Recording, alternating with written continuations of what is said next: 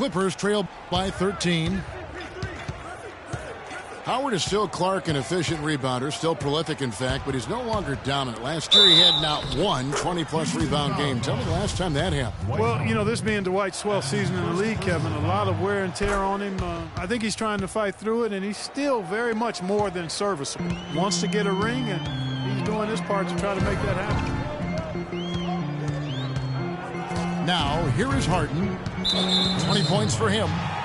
Too long in the paint, and he's hit with a 3-second violation. And it'll be his 4th time going to the free throw line in the game. And I know he was pleased with his foul shooting last year. How about 87% from the line? Yeah, those were fine numbers he posted at the line. It was hard to find fault with anything he did from the stripe. And the Clippers making a change here. Pierce is checked in. Even with that miss, they're shooting 75% coming out of the break. That's a strong start to the half. And Redick kicks to Paul. Uses the glass to finish the layup. Paul's got it back down to within single digits for Los Angeles. There's the pass to Howard. And you can count it. He'll go to the line with a chance to make it 3. Everything going to plan here to start the third. 80% shooting thus far. Griffin's checked in for Pierce. They got to keep fighting their way to the line, guys. This half, it's been nothing but success for them there. Yeah, taking full advantage from the charity stripe. They've yet to miss here in the second. Not too much respect shown to him by the defenders. And Howard, here we go. And down it goes, jamming that one home. That was some slick passing from Harden on that one. Paul kicks to Green.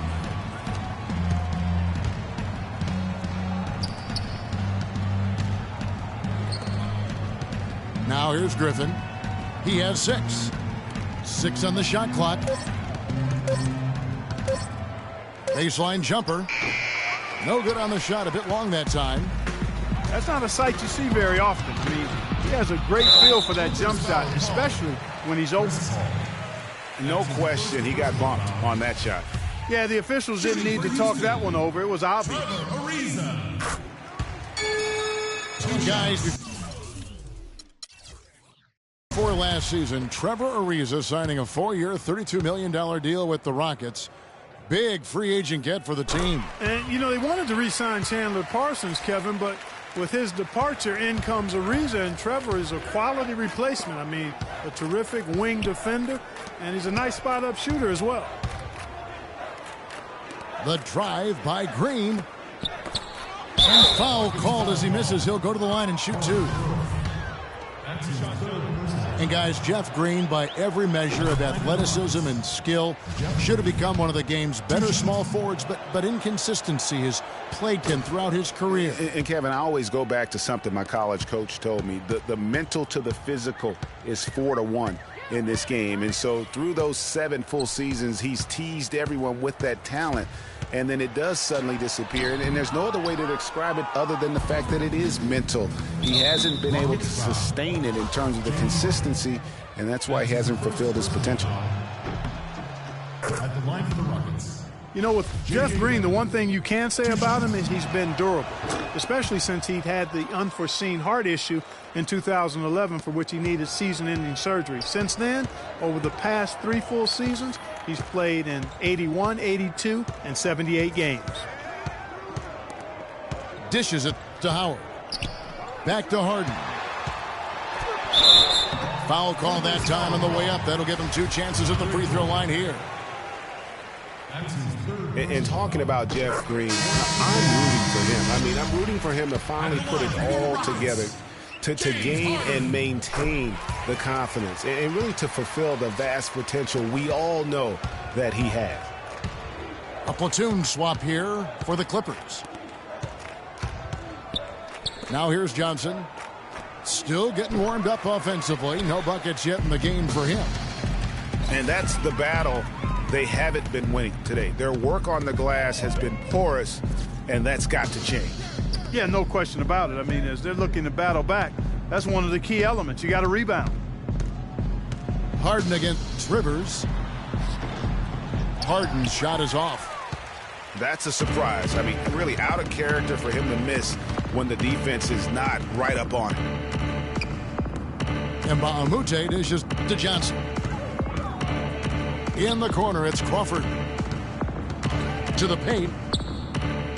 Aldridge kicks to Crawford. Here is Mbamute. Offensive rebound. And there's the 3-second violation. That's an inexcusable mistake, guys. That's not the way to get back in the game.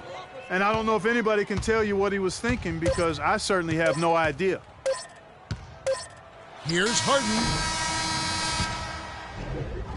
And here at the end of the third quarter, it's a double-digit ball game. Rockets lead by 11. And we're just moments away from the start of the fourth quarter. Stay with us. Welcome back. Fourth quarter action starting up in what has been a one-sided show. And on the floor for the Clippers here in the fourth, Chris Paul and J.J. Redick are the guards. Inside, it's Griffin and Jordan, and it's Pierce in at the three, the small forward. Again and again, they're dissecting the defense and creating those high-percentage looks from inside. And even under pressure in close, I think they've still done a good job maintaining concentration and converting the opportunities. Now Pierce. James Harden missing on the three. Right wing. Paul, no one around him. No good on the three. Houston leading by 13. Here's Harden. Knocks it loose. And now the Clippers on the break. Paul with the ball.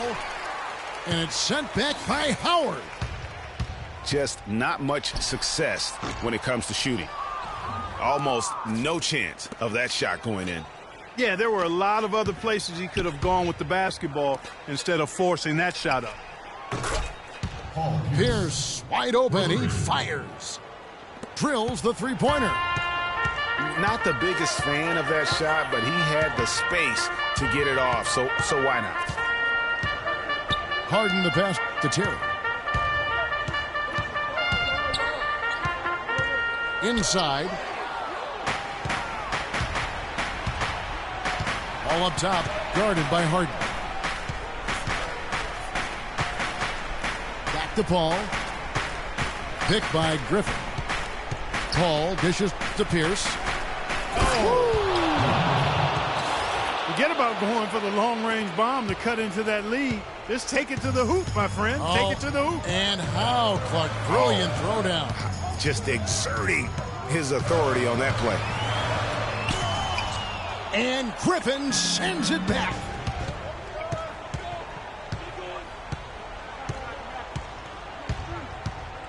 And Redick kicks to Pierce.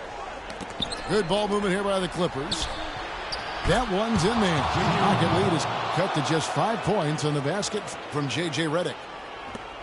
And guys, what do you think about the hustle stats for Los Angeles?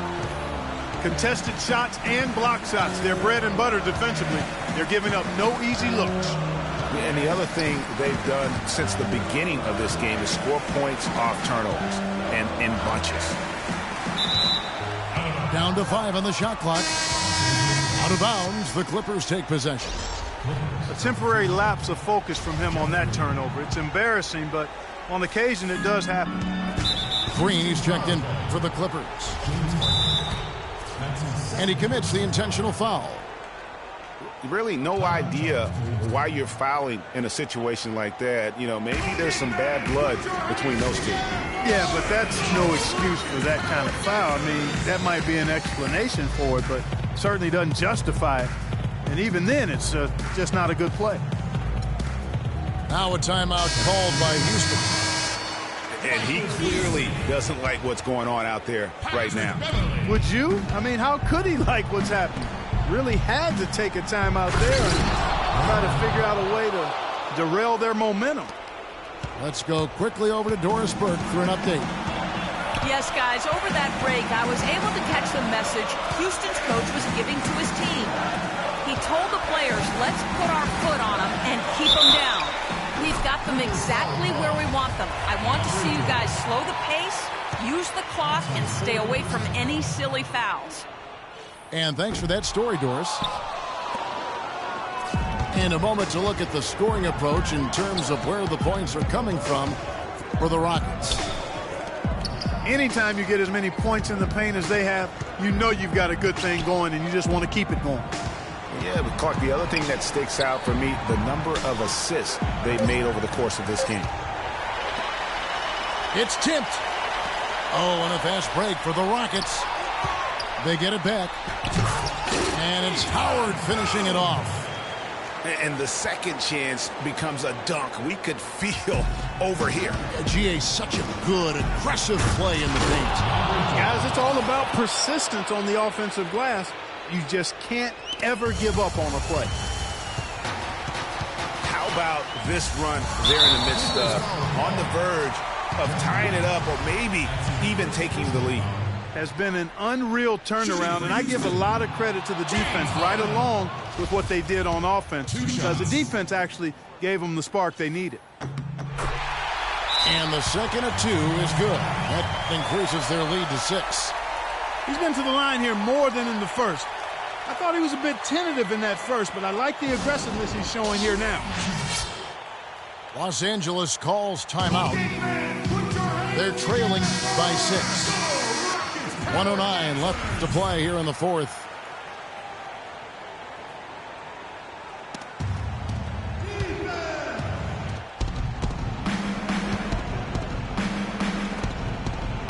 Reddick passes to Griffin.